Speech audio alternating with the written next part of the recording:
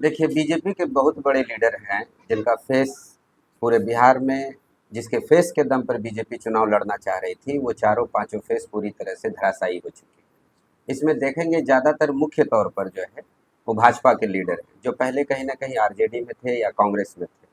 हम लोग अगर बात करें प्रशांत किशोर जी के आरोप की, प्रशांत किशोर जी का आरोप ऑथेंटिक है।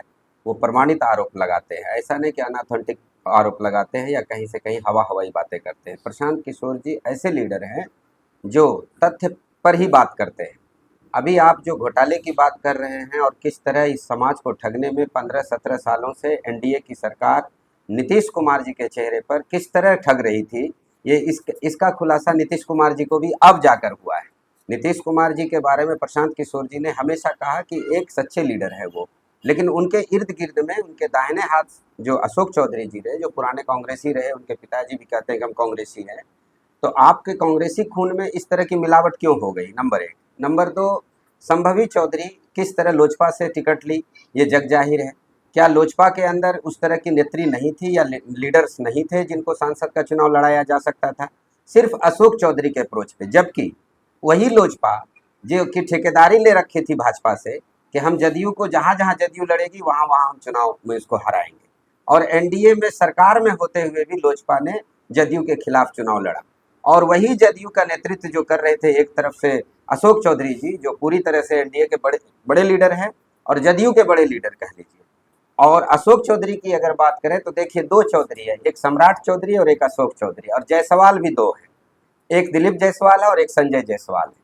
ये चार लोग जो है अभी चर्चा का विषय इसलिए बने हुए हैं कि चारों के नीचे से जमीन खिसकी हुई है। और जदयू के कई लीडरान ऐसे हैं जो आप देखेंगे कि ग्रामीण विकास मंत्रालय के जो है अभी श्रवण कुमार जी, उनका भी देखिए कि जनता किस तरह से स्वागत कर रही है क्षेत्र में। आप कई ऐसे जदयू लीडर हैं जिसका स्वागत हो रहा है। क्यों कर रहे हैं? लोगों में जन रोष है। आप सम्राट चौधरी की बात करें जो राकेश चौधरी थे कभी, और कभी वो कोई मौर्य बन जाते हैं, राकेश मौर्य। आप देखेंगे कि 7वीं में वो फेल कर चुके हैं और वो खुद को डिलीट का डिग्री लिए हुए हैं। और 10वीं में आरटीआई का रिपोर्ट है, बिहार विद्यालय परीक्षा समिति ने लिख के दिया है कि वो जो है वो फेल कर चुके थे मैट्रिक में। मैट्रिक फेल इंसान कैसे डिलीट किया, क्या डिलीट की डिग्री कैसी है उनकी, वो भी एक जांच का विषय है। दूसरा चीज है कि एक हत्या का भी आरोप है उस पर, कांग्रेसी नेता सदानंद सिंह के हत्या का आरोप है, तो उसमें वो नाबालिग कहकर उस इसलिए निकाल दिया गया कि वो रुसूखदार के लड़के थे। आज जो है स्थिति ये है कि पैसे का बंदरमाट, अशोक चौधरी की बात अगर कर रहे हैं, संभवी चौधरी की बात कर रहे हैं, तो 200 करोड़ रुपए का उन पे जो घोटाले का प्रमाणित आरोप लगा हुआ है उस पर वो स्टेटमेंट दे।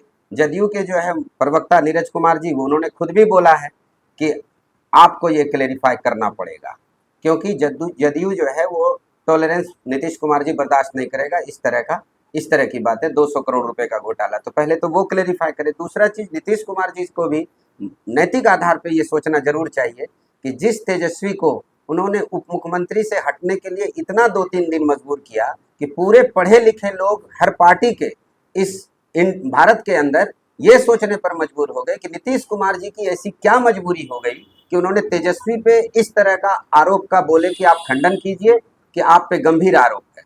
और इस सिचुएशन में लाके तेजस्वी को उप मुख्यमंत्री पद से हटाया गया और उसकी सरकार से समर्थन वापस लाके और जन समर्थन के खिलाफ फिर एनडीए के भाजपा दलों के साथ, उन्होंने घटक दलों के साथ वो सत्ता में आए।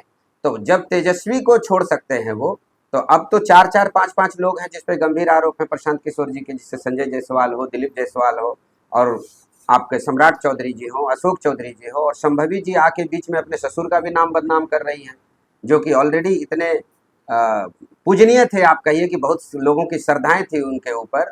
और वैभव ट्रस्ट का नाम जो अभी आ रहा है कि 200 करोड़ रुपए का घोटाला, एक तो वो भी चीज, और एक जो बहुत चीज छूट गया, जो मंगल और अमंगल, मंगल पांडे जी की बात कर रहे थे।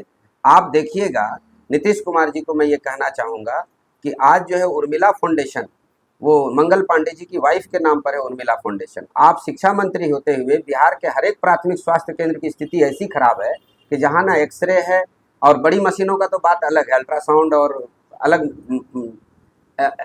वो बड़ी बड़ी मशीनें जो भी हैं, इक्विपमेंट मेडिकल का, उसका तो मुहैया करा नहीं पाए। लेकिन उन्होंने क्या किया कि उन पर भी 2 करोड़ 12 लाख रुपए का अकाउंट में प्रमाणित आरोप है उसको भी वो क्लेरिफाई करते हैं। इस तरह का आरोप जो है प्रशांत किशोर का पूरी तरह से तथ्य पे आधारित है। और आज आवाम जो है प्रशांत किशोर को बहुत पॉजिटिव वाइब्रेशन के साथ देख रही है। आज गरीब गुरबा हर जात के लोग प्रशांत किशोर को इसलिए पसंद कर रहे हैं कि वो देख रहे हैं कि गरीबों का एक पैसा भी अगर किसी ने बर्बाद करने की कोशिश की है तो उसके चेहरे को वो बेनकाब कर रहे हैं। जी ये चार जदयू और बीजेपी पे आरोप लगाया गया है जी ये घोटाला किए हैं और प्रामाणिकता के साथ, जैसे कि आप बोल, अगर इसका जवाब जदयू और बीजेपी नहीं देती है तो क्या आप लोग जो है कोर्ट में केस करेंगे? देखिए, इस मामले में वाईवी गिरी जी ने एक केस भी दायर किया है जो पेट्रोल चोरी के नाम पर बताए। वो फ्लाईओवर का निर्माण का बात था वहाँ पे कि आपको दिलीप जायसवाल का जो है वहाँ पेट्रोल पंप था और वहाँ पे फ्लाईओवर भी पास था, लेकिन वो फ्लाईओवर इसलिए नहीं बनने देना चाह रहे थे ताकि मेरा पेट्रोल पंप जो है वो नहीं चल पाएगा। वो तो बात सर सही एक बात। दूसरा है कि इसी संदर्भ में आप देखेंगे कि एक मुकदमा वाईवी गिरी जी ने ऑलरेडी किया हुआ है दिलीप जायसवाल पे। वो इसलिए कि एक क्लर्क की हत्या का आरोप है और जांच रिपोर्ट में पुलिस को कोर्ट ने आदेश दिया था कि आप सोल इंस्पेक्शन रिपोर्ट आप सबमिट कीजिए, लेकिन वो नीपापोती करके पुलिस ने जो वहाँ रिपोर्ट टेम्पर्ड करके सबमिट किया है उसके खिलाफ वाईवी गिरी ने अभी मुकदमा भी दर्ज किया है। उनके परिजनों ने इस बात को उठाया भी है और हम लोग उनको सपोर्ट भी कर रहे हैं कि क्लर्क की हत्या का मुख्य आरोपी दिलीप जायसवाल को जेल होना चाहिए। आफ्ताब हूँ मैं, जिला संयोजक हूँ मधेपुरा से, स्टेट वर्किंग कमेटी मेंबर। प्रकट करता हूँ कि ऐसे पत्रकार हम लोग के बीच से गुजर गए जो कि एक अच्छे इंसान के रूप में पत्रकारिता क्षेत्र में एक अपनी पहचान बनाई थी और उसके परिवार को दुख संवेदना व्यक्त करता हूँ मैं।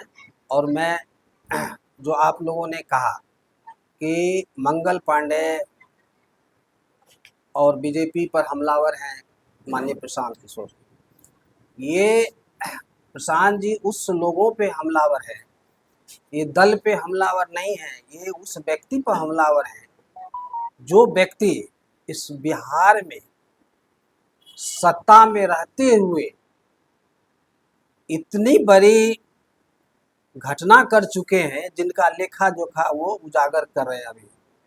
और उतना ही नहीं, उनके पास बिहार के समूचे में एक नेटवर्क बन गया है इन लोगों का। ऐसे तो पिछले जो भी दल थे वो भी किए हैं, लेकिन ये जो अभी सरकार है जदयू के, ये भी अछूता नहीं है और सारे लिस्ट बनकर तैयार है।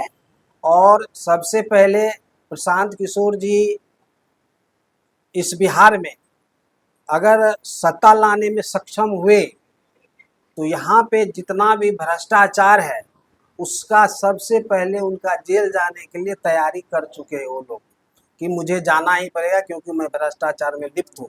क्योंकि जिन लोगों का रिकॉर्ड आया है उनको पता चल चुका है कि मैं गलत किया हूँ, मुझे परिणाम भुगतना पड़ेगा।